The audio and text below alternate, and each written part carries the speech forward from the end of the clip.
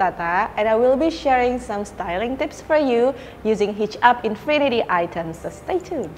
So the first look will be a sporty look. So let's have a look.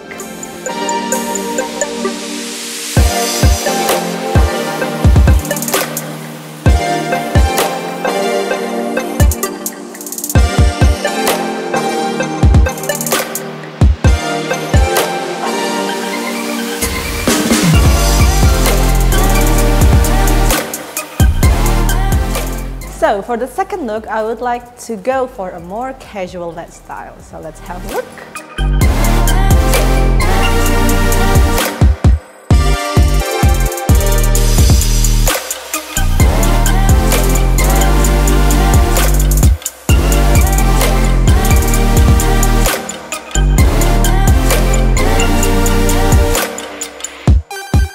So for the final look, office look. There you go.